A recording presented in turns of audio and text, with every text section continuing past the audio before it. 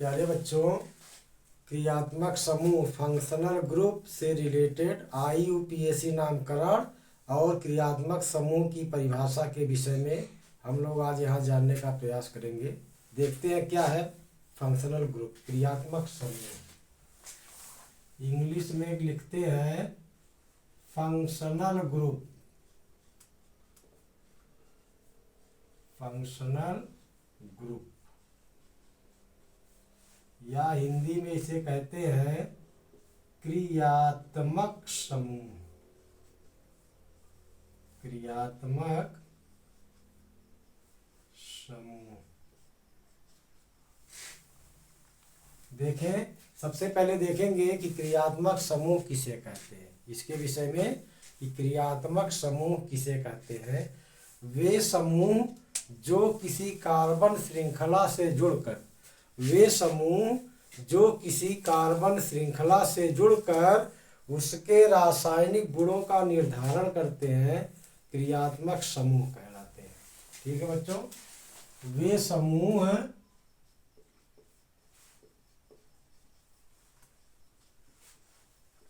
जो किसी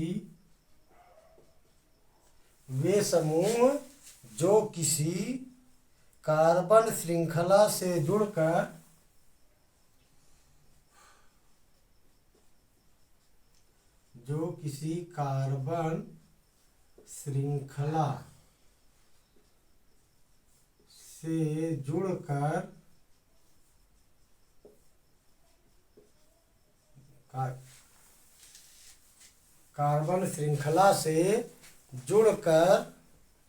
उसके रासायनिक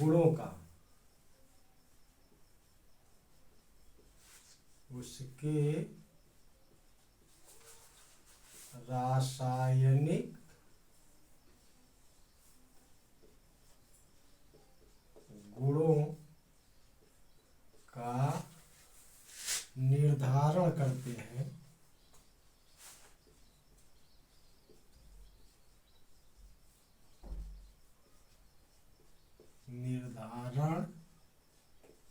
हैं, क्रियात्मक समूह कहलाते हैं।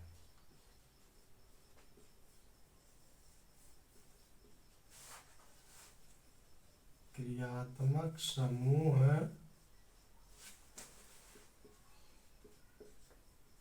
कहलाते हैं। ठीक है बच्चों, तो सबसे पहले फंक्शनल ग्रुप, क्रियात्मक समूह की परिभाषा है क्या। सबसे पहले हम लोग इसके विषय में समझेंगे कि ऐसे समूह जो किसी कार्बन श्रृंखला से जुड़कर उसके रासायनिक गुणों का निर्धारण करते हैं। ऐसे समूह जो किसी कार्बन श्रृंखला से जुड़कर उसके रासायनिक गुणों मतलब केमिकल प्रॉपर्टीज का निर्धारण करते हैं, क्रियात्मक समूह कहलाते हैं। तो क्रियात्मक समूह से रिलेटेड कुछ चीजें एक एक करके हम यहाँ बताएंगे। जैसे पहला यहाँ हमने पहले से लिख रखा है एल्कोहल। एल्कोहल का क्रियात्मक समूह होता है OH, इसका सफिक्स होता है आल बच्चों। सेकंड नंबर पर देखेंगे एल्डिहाइड, इसका क्रियात्मक समूह CHO है, इसका सफिक्स अल होता है। थर्ड नंबर पर देखेंगे कीटोन, कार्बोनिल समूह उपस्थित होता है, इसका सफिक्स ओन होता है। फोर्थ नंबर पर कार्बोक्सिलिक समूह है, इसका क्रियात्मक समूह COOH, ओइक एसिड, इसका सफिक्स होता है। और पांचवें नंबर पर देखेंगे एमीन है NH2, इसका सफिक्स भी एमीन होता है। एक एक करके हम लोग इसके IUPAC नामकरण के बारे में भी जानेंगे। तो फंक्शनल ग्रुप पढ़ने से पहले एक हेडिंग हम लोग देख लेते हैं, एल्किल मूलक। एल्किल मूलक क्या होते हैं, इंग्लिश में देखेंगे एल्किल रेडिकल। एल्किल रेडिकल देखें बच्चों, एल्किल मूलक जब किसी संतृप्त हाइड्रोकार्बन परमाणु से, तो संतृप्त हाइड्रोकार्बन परमाणु है क्या, एल्केन होता है। इसके पिछले वीडियो में हमने आपको बताया कि एल्केन जो है संतृप्त हाइड्रोकार्बन परमाणु है एल्कीन और एल्काइन असंगठित हाइड्रोकार्बन परमाणु है। तो यहाँ हम आपको परिभाषा बता रहे हैं कि एल्कीन मूलक क्या है। जब किसी संगठित हाइड्रोकार्बन परमाणु से एक हाइड्रोजन परमाणु विस्थापित कर दिया जाए, जब किसी संगठित हाइड्रोकार्बन परमाणु से एक हाइड्रोजन परमाणु विस्थापित कर दिया जाए, विस्थापित करने के कई माध्यम है, अभी आगे वीडियो हम आपको बताएंगे। पहले इतना ही समझते हैं कि जब किसी संगठित हाइड्रोकार्बन परमाणु से एक हाइड्रोजन को विस्थापित करने पर जिस संरचना सूत्र का यौगिक प्राप्त होता है उसे एल्किल मूलक कहते हैं। ठीक है बच्चों, एल्किल मूलक किसे कहेंगे? जब किसी संगठित हाइड्रोकार्बन परमाणु से, मतलब किसी एल्केन से अगर एक हाइड्रोजन विस्थापित हो जाए तो जो संरचना सूत्र का यौगिक मिलता है उसको हम एल्किल मूलक कहते हैं। तो सबसे पहले संतृप्त हाइड्रोकार्बन, संतृप्त हाइड्रोकार्बन, संतृप्त हाइड्रोकार्बन का एग्जाम्पल हमने आपको लिखाया था एल्केन। क्या होता है बच्चों? Alkane, alkane ALKANE। इसका सामान्य सूत्र भी हमने आपको बताया था। सामान्य सूत्र CnH2n+2 होता है। क्या होता है? CnH2n+2। यह हो गया एल्केन। अब इससे हमने आपको बताया कि एक हाइड्रोजन परमाणु अगर विस्थापित कर दिया जाए तो जिस संरचना सूत्र का यौगिक प्राप्त होता है उसे एल्किल मूलक कहते हैं। तो सिंपल सी बात है बच्चों, यहाँ देखेंगे कि एल्केन क्या है? संगठित हाइड्रोकार्बन परमाणु है। इसका सामान्य सूत्र हमने लिख दिया। अगर इससे एक हाइड्रोजन को हम विस्थापित कर दें मतलब 2-1, तो संरचना हमको क्या मिल गई? CnH2n, और 2 में से 1 घटाएंगे तो बच्चों हो जाएगा 1। क्लियर? अब देखें एल्केन CnH2n+2 से जब एक हाइड्रोजन परमाणु को विस्थापित कर देंगे तो 2 में से 1 घट जाएगा तो बचेगा 1। ये जो संरचना सूत्र का यौगिक प्राप्त हो रहा है इसी को हम कहते हैं एल्किल मूलक। अब हम अपने टॉपिक पर आते हैं। तो एल्किल मूलक का जो सामान्य सूत्र है यह होता है CnH2n+1, और एल्किल मूलक का जो सफिक्स होता है देखेंगे YL, इल जिसको कहते हैं, इल, YL, इल। तो जरा एल्किल मूलक का पहले हम नामकरण कर लेते हैं, फिर उसके बाद क्रियात्मक समूह वाले टॉपिक पर आते हैं। तो एल्किल मूलक जो होता है इसको इंग्लिश में रेडिकल कहते हैं। रेडिकल को हम R से प्रदर्शित करते हैं। तो देखें जरा, अगर इस सूत्र के अनुसार CnH2n+1 के अनुसार अगर कार्बन की संख्या 1 है तो हाइड्रोजन की संख्या निकालने के लिए इस फार्मूले का यूज करेंगे। तो नंबर ऑफ कार्बन कितना है? 1 × नंबर ऑफ 2 हाइड्रोजन मतलब 2n+1। तो H का नंबर आ गया 2 × 1 = 2 और 1 3। ठीक है बच्चों, एक अणुसूत्र के रूप में हमको प्राप्त हुआ CH3 मिल गया। अब हम देखेंगे कि कार्बन की बच्चों जो वैलेंसी होती है ये होता है 4। कार्बन की वैलेंसी होती है 4। तो देखेंगे यहाँ पर 3 ही हाइड्रोजन है, तो एक हाइड्रोजन हमने यहाँ लगा दिया, एक हाइड्रोजन यहाँ लगा दिया, एक हाइड्रोजन यहाँ लगा दिया। अभी देख रहे हैं यहाँ पर एक बंद खाली पड़ा है। तो इसका नाम मूलक क्यों पड़ा? क्योंकि इसमें अनपेयर्ड इलेक्ट्रॉन पाए जाते हैं। जो मूलक होते हैं इसमें अनपेयर्ड अयुग्मित इलेक्ट्रॉन होते हैं। इसीलिए जो मूलक होता है किसी भी संतृप्त चाहे असंतृप्त हाइड्रोकार्बनों से जुड़कर उसके नामकरण को चेंज कर देता है। ठीक है, यहाँ देखेंगे एक बंद यहाँ खाली पड़ा हुआ है, इसको हम लिखते हैं क्या? R से।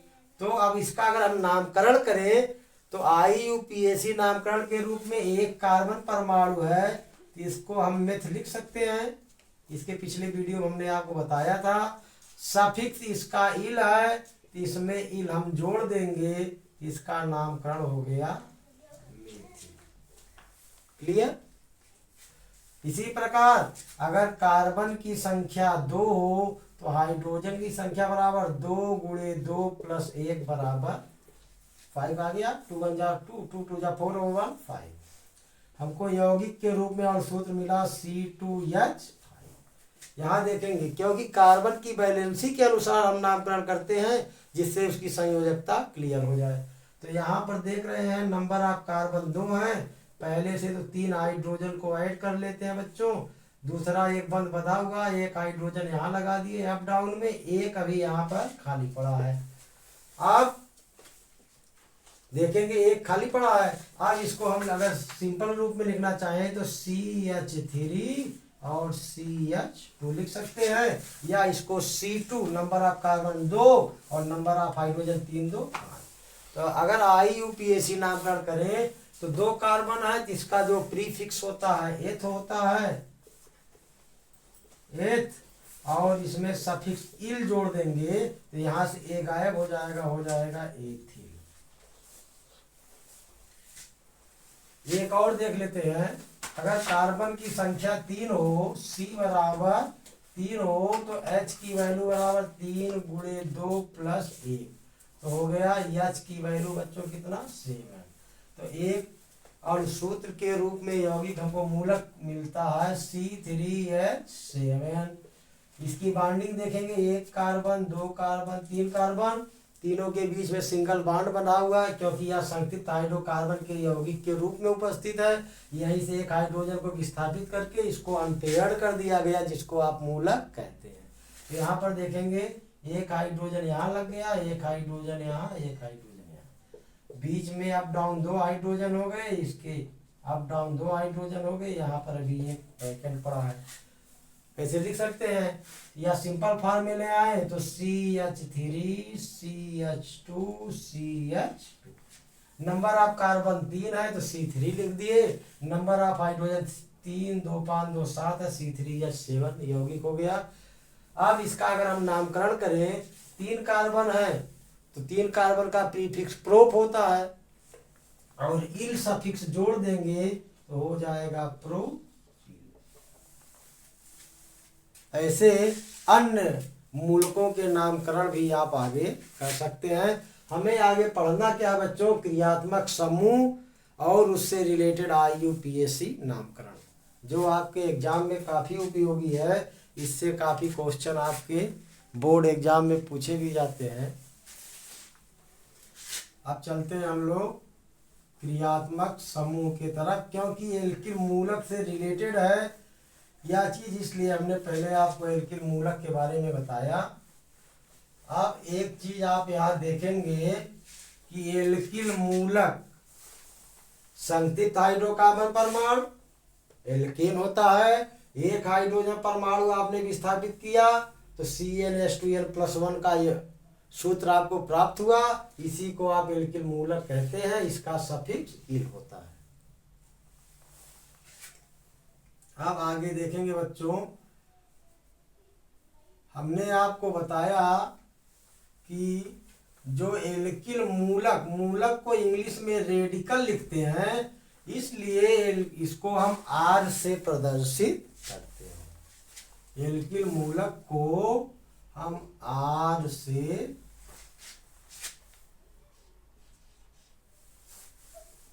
देखेंगे बच्चों, थोड़ा डिस्टर्बेंस हो गया है, ये लगता है। इसको हम R, थोड़ी इंक डाल लेते हैं इसमें जिससे स्पष्ट दिखाई पड़े। काफ़ी बच्चों ने कहा था कि सर आप बहुत छोटा छोटा लिखते हैं, जिससे दिखाई नहीं पड़ता है साहब। तो आज हम अपनी कमी को दूर करने का प्रयास कर रहे हैं। इंक जो है कम हो गया, इसमें थोड़ी सी इंक मिला देते हैं जिससे स्पष्ट रूप से आपको दिखाई दे।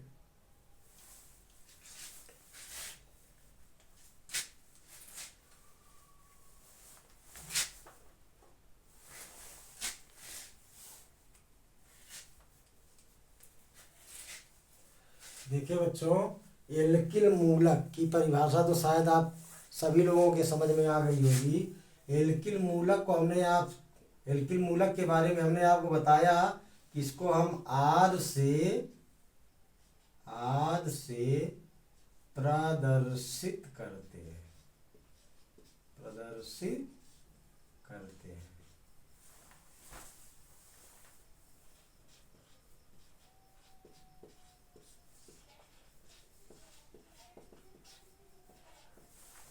ठीक है बच्चों, एल्किल मूलक को हम आर से प्रदर्शित करते हैं।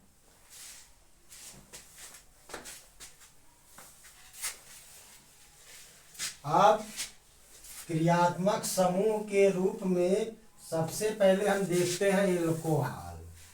पहला जो क्रियात्मक समूह है यह है एल्कोहल।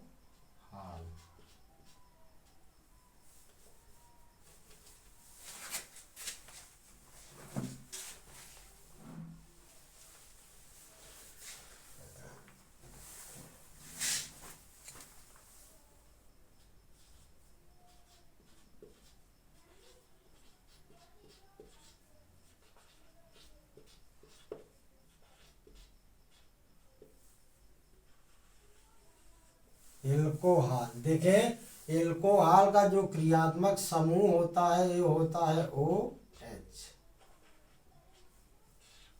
क्या होता है? OH। और इसका जो सफिक्स होता है यह होता है आल, OL। सफिक्स क्या होता है? आल। नामकरण कैसे करेंगे इसके बारे में हम लोग जरा इधर समझने का प्रयास करें। एल्कोहल है तो एल्किल मूलक को प्रदर्शित किससे करते हैं? आर से। इसका सामान्य सूत्र क्या है? CnH2n+1। इसके जगह पर हम आर भी लिख सकते हैं, आर। और इसका क्रियात्मक समूह क्या है? OH है। तो आप सिंपल सी परिभाषा मिल गई हम लोगों को, क्या? ROH जो सूत्र के यौगिक होते हैं बच्चों वही एल्कोहल कहलाते हैं। अब आपके समझ में आया होगा कि R क्या है? एल्किल मूलक है जिसका सामान्य सूत्र CnH2n+1 है। और जब क्रियात्मक समूह OH इसमें जुड़ता है तो वह यौगिक क्या बन जाता है? Alcohol.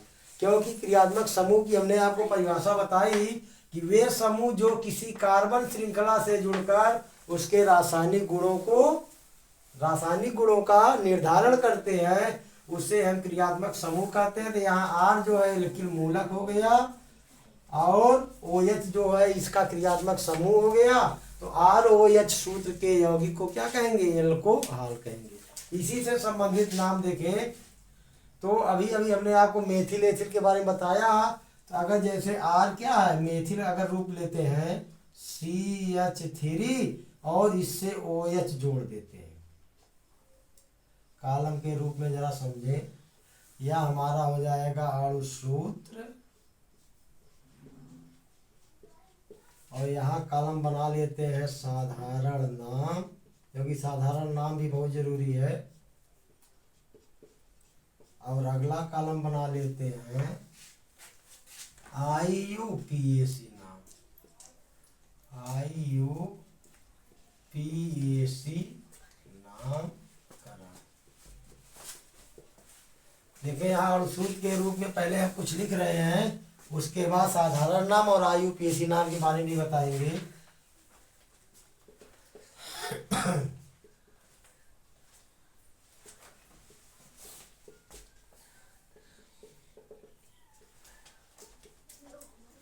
CH3 CH2 CH2 OH, CH3 CH2 CH2 CH2 OH। ठीक है बच्चों, यहाँ हम देखेंगे पहला और सूत्र हमने लिखा है CH3। तो CH3 है क्या? एल्किल मूलक है, R से प्रदर्शित करते हैं। इसका सामान्य सूत्र CnH2n+1 है। देखना चाहें तो CH3 कैसे बना, पुनः एक बार बताते हैं। अगर कार्बन की संख्या 1 है तो हाइड्रोजन संख्या बराबर 1 गुणे 2 प्लस 1, 2 एक अन्य 2 और 1 3, H बराबर 3। तो कार्बन की संख्या 1 तो हाइड्रोजन की संख्या 3। आ गया होगा समझ में। उसी रूप में हमने आपको बताया अगर CH3OH है, एक कार्बन परमाणु, CH3CH2OH है, दो कार्बन परमाणु है, CH3CH2CH2OH, तीन कार्बन परमाणु है, CH3CH2CH2CH2OH, चार कार्बन परमाणु है। तो इनका नामकरण हम कैसे करेंगे। तो अगर देखेंगे इसको हम कहेंगे साधारण नाम के रूप में CH3 क्या है, मेथिल है। क्या है, मेथिल है। इसको हम मेथिल लिख देंगे। और OH क्या है, एल्कोहल है। तो मेथिल एल्कोहल इसको हम लिख सकते हैं, मेथिल एल्कोहल। दूसरा देखेंगे दो कार्बन परमाणु CH3CH2, तो इसको हम ऐसे रूप में भी लिख सकते हैं C2H5OH, क्योंकि number of carbon 2, number of hydrogen 3 2 5, OH क्रियात्मक समूह हो गया। तो इसको लिखेंगे तो ये हो जाएगा C2H5 क्या होगा, एथिल, एथिल और एल्कोहल। समझ में आ रहा होगा। इसी तरह 1 2 3 कार्बन है तो C3H7 हो गया, C3H7 हो गया। इसको हम लिखेंगे प्रोपिल, तीन कार्बन परमाणु प्रो, सफिक्स इल जोड़ दिया, प्रोपिल, एल्किल मूलक बन गया। और एल्कोहल, प्रोपिल एल्कोहल। 1 2 3 4 कार्बन परमाणु है तो C4 हो गया और H9 हो गया। 3 2 5 2 7 2 9, वो ये जुड़ा हुआ है तो हो गया। चार कार्बन को हम कहेंगे ब्यूट, सफिक्स इल जोड़ेंगे ब्यूटिल और एल्कोहल। ये तो साधारण नाम हो गए। साधारण नाम मिला हमको कि methyl alcohol, ethyl alcohol, propyl alcohol और ब्यूटिल एल्कोहल। IUPAC नामकरण करने के लिए क्या करते हैं कि जो कार्बन परमाणुओं का प्रीफिक्स होता है उसको लिखते हैं और संतृप्त हाइड्रोकार्बन का सफिक्स एन है और प्लस एल्कोहल का सफिक्स आल जोड़कर नामकरण कर देते हैं। तो जैसे CH3OH, इसका साधारण नाम तो मेथिल एल्कोहल हम लोगों ने जाना, लेकिन IUPAC नामकरण इसका हो जाएगा मेथ और इसका सफिक्स एन और आल। तो मेथे मेथ प्लस एन प्लस आल, ऐसे देख लें, मेथ प्लस एन प्लस आल बन गया क्या बच्चों, मेथेनॉल। क्लियर। आगे दूसरा देखेंगे एथिल एल्कोहल है, इसको हम एथेनॉल कह सकते हैं। प्रोपिल एल्कोहल है, प्रोपेनॉल कह सकते हैं।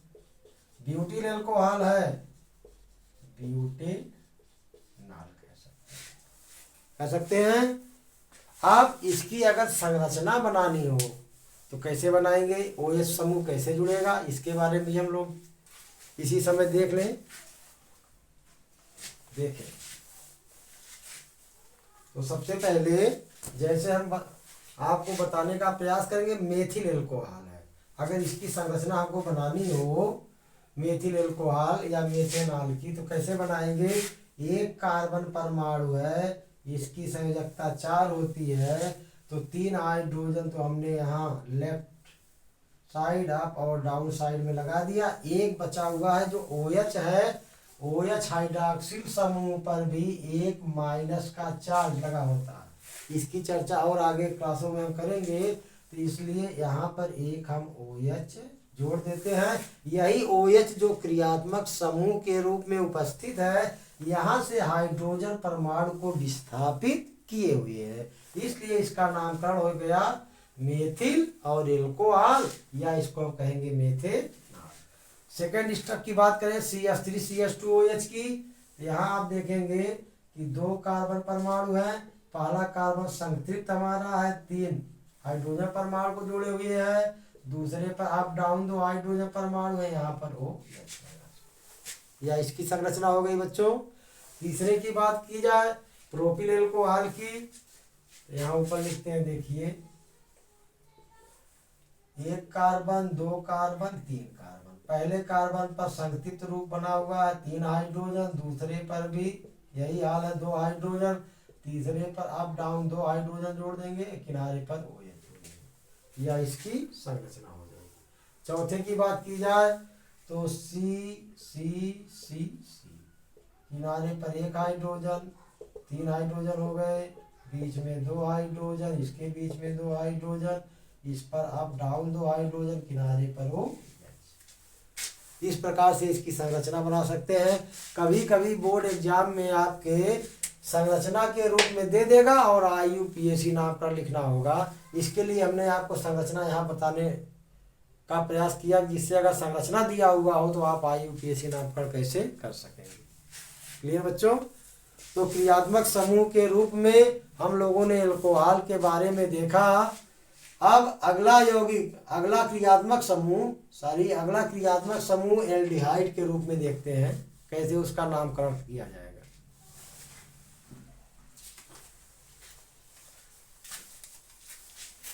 आज थोड़ी समस्या हो रही है, कभी ब्लैक बोर्ड डिस्टर्ब कर दे रहा हम लोगों को,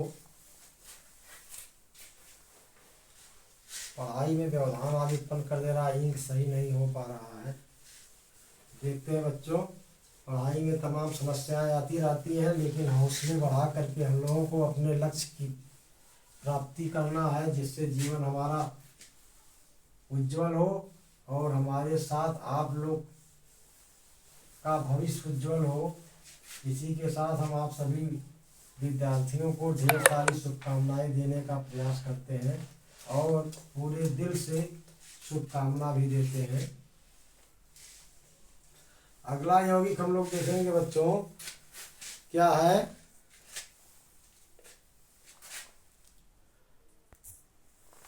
अगला यौगिक देखते हैं एल्डिहाइड।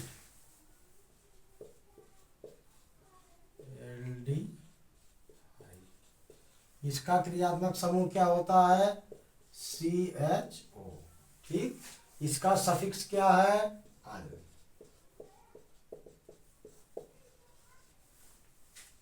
आप सीधे नामकरण पर आते हैं, वही अगर इसका सामान्य सूत्र लिखा जाए तो RCHO। R क्या है? इनकी मूलक है, CHO क्या? क्रियात्मक समूह। सीधे नामकरण पर आते हैं, 3 कॉलम बना लिया जाए। एक के लिए अणु सूत्र, दूसरे के लिए साधारण नाम,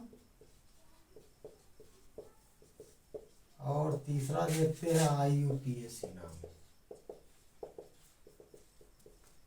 IUPAC नाम तो R है, इसके जगह पहले CH3CHO लिख देते हैं। दूसरा देखते हैं CH3CH2CHO लिख देते हैं। तीसरा देखते हैं CH3CH2CH2 और CHO लिख देते हैं। तो अब हम इसका कैसे नामकरण करेंगे, इसके बारे में जरा देखा जाए।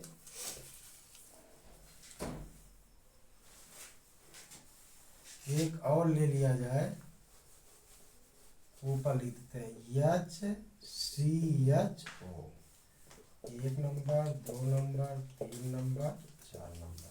ठीक है, तो HCHO जो होता है, इसका नामकरण अगर हम साधारण रूप में लिखते हैं तो क्या लिखते हैं? फॉर्मेल्डिहाइड।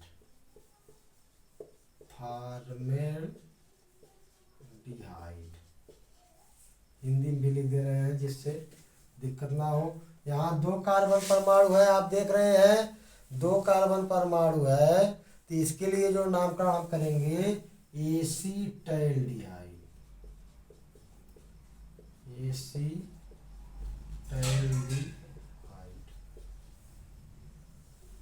तीसरा देखेंगे 3 कार्बन परमाणु है यहाँ पर, तो प्रोपिओनेल्डिहाइड।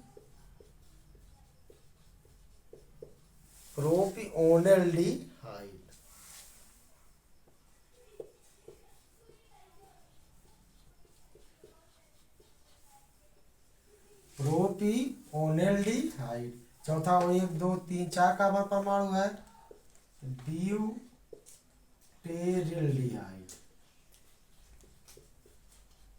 या तो इसके साधारण नाम हो गए, IUPAC नामकरण करने के लिए क्या करेंगे,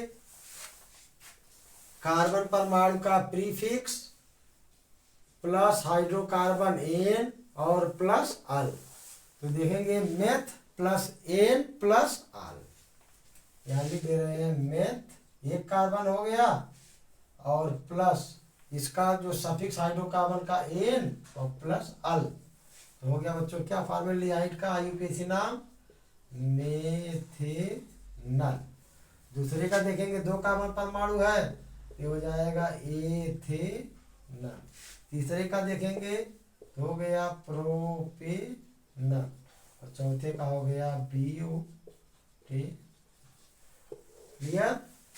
इस हिसाब से आप इसके भी नामकरण कर सकते हैं। संरचना बनाना हो, एक कार्बन परमाणु है, लेफ्ट साइड में एक हाइड्रोजन जोड़ देंगे और राइट साइड में वो ये समूह जुड़ा हुआ है, इस रूप में हम इसके भी संरचना को देख सकते हैं।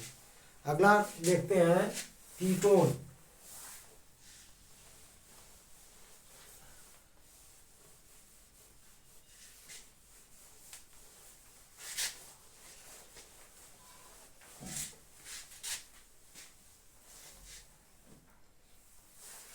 कीटोन की बात की जाए, इसमें कार्बोनिल समूह उपस्थित होता है, इसको कार्बोनिल समूह कहते हैं। और सूत्र में रूप में देखें जैसे CH3 CO CH3, ठीक बच्चों, CH3 CO CH3, इसका नाम क्या हो जाएगा बोलिए, एसीटोन। या और एक नाम बता सकते हैं इसका, लेफ्ट साइड में मेथिल जुड़ा है, राइट साइड में मेथिल जुड़ा है, जब 2 मेथिल जुड़े हैं तो डाई का यूज कर सकते हैं, या इसको हम लिख सकते हैं dimethyl ketone, dimethyl ketone. या अगर इसका नामकरण करना चाहे तो 1 2 3 कार्बन है तो 3 का हो जाएगा क्या, pro plus n plus one, तो प्रोपेनोन। देखिए IUPAC नाम हो गया, ये साधारण नाम हो गया, ये हमारा हो गया अणु। समझ में आया होगा। अगला देखते हैं CH3 CO CH2 CH3।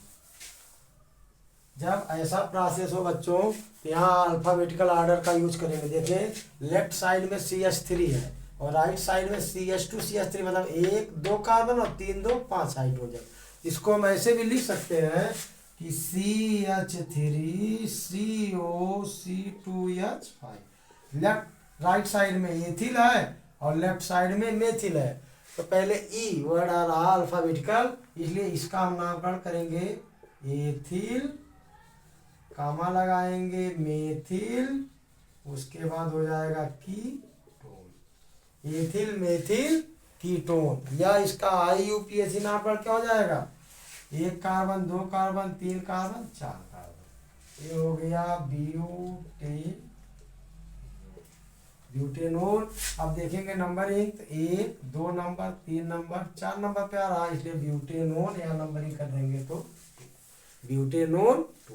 इसी प्रकार से अन्य यौगिकों का जहाँ कार्बोनिल समूह होगा उसको प्रियॉरिटी के साथ में उसका अंकन कर देंगे और नंबर ऑफ कार्बन को लिख करके उसका प्रीफिक्स बना देंगे, प्लस हाइड्रोकार्बन एन सफिक्स जो होता है एन लगा करके, और प्लस कीटोन का जो सफिक्स है ओन लगा करके, but plus n plus one जैसे लिखा गया, इसी रूप में अन्य यौगिकों के भी नामकरण आप कर सकते हैं। ठीक है बच्चों। अगला देखते हैं कार्बोक्सिलिक अम्ल।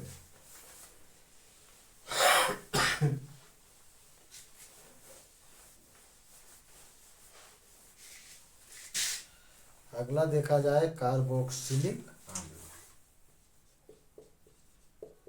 कार्बोक्सिलिक अम्ल, इसका जो क्रियात्मक समूह होता है COOH, या इसके जगह पर हम RCOOH भी लिख सकते हैं। RCOOH शुद्ध के यौगिक क्या कहलाएंगे? कार्बोक्सिलिक एसिड कहलाएंगे। शुद्ध के रूप में देखें HCOOH, CH3COOH, C2H5 लिख दें, COOH और C3H7COOH ऐसे भी लिख दें, चाहे इसकी चेनिंग बनाकर भी हम लिख सकते हैं।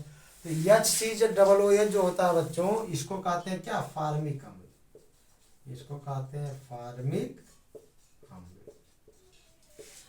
CH3COOH है, इसको कहते हैं एसिटिक अम्ल। एसिटिक, ठीक है। इसी तरह से अन्य का भी नामकरण नंबर ऑफ कार्बन जोड़ करके हम नामकरण कर सकते हैं। या तीसरे को क्या कहेंगे? प्रोपियानिक अम्ल। प्रोपियानिक।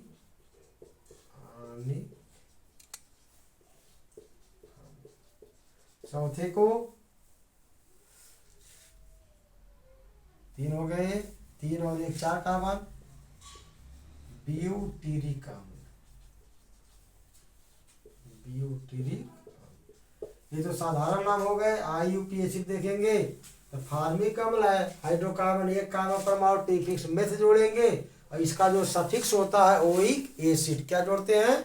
ओइक एसिड, इसका सफिक्स होता है, सफिक्स क्या है बच्चों? Oic acid. तो इसी रूप में meth plus n plus oic acid तो बन गया क्या? Methanoic acid. दूसरे क्या लिखेंगे?